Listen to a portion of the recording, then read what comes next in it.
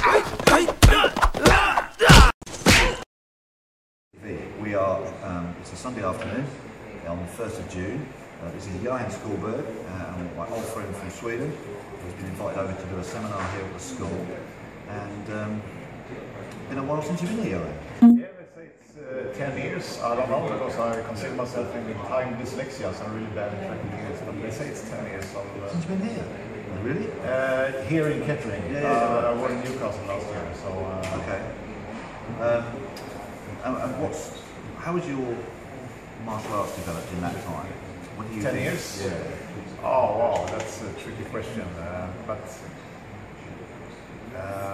I think I narrowed down a lot of things. 10 years ago I did a lot of things, I still do a lot of things, but in my teaching, I think it's the teaching methodology that changes the most. Okay. So the way I perform probably haven't changed that much, but I'm thinking a lot about how I can make students better. So I work a lot on how my methodology and pedagogy is how to bring people to their best. And one of the things that you were talking about a lot was that the partner in this should always be working as a coach.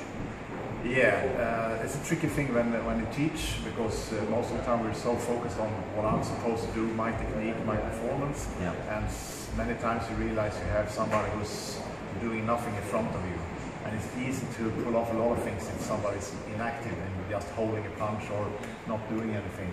Okay. So educate the opponent to give you more challenges, more problem, going to make you a better martial artist. So if you want to defend yourself against somebody's giving you a problem, you have to have a partner or opponent that gives you a problem. And that's a build-up. It's easy to say, a lot of work to do actually.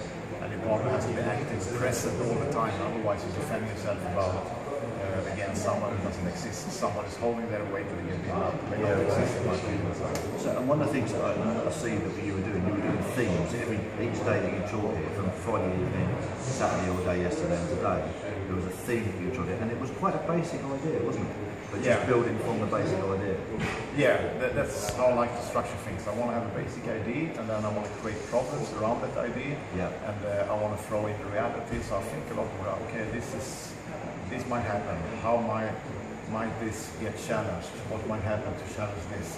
So what do we need to do in our training to be able to deal with that kind of problems and that kind of challenges? Okay, so I always build around that and trying to set it up so it's kind of possible to pressure test it as quick as possible, even if you don't go sparring and all that, but we build up a problem solution mindset. Okay, so this is a tricky one, but why would anybody want to come and train with you? What is unique about you in martial arts? Except for my looks? Apart from that,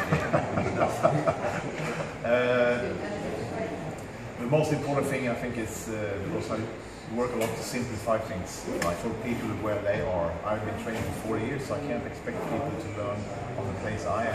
So I think a lot of how I can make this person, that's what drives me. I'm so excited about having somebody, okay, how can I take this person to this level? And I don't care where to start. It can be a high level to either higher level or be low level to functional level. That's what kind of excites me, because that's a challenge. That's my drive, to create a doer who can do this. So what's the biggest challenge with doing a weekend seminar that you come in, and everybody comes with expectations about what they want to learn, right? And what they expect from it. And a lot of those expectations, they don't even know what the expectation is. So by the time you get to the seminar like we are now, what's your biggest challenge to get all that information across? Is it purely a time thing?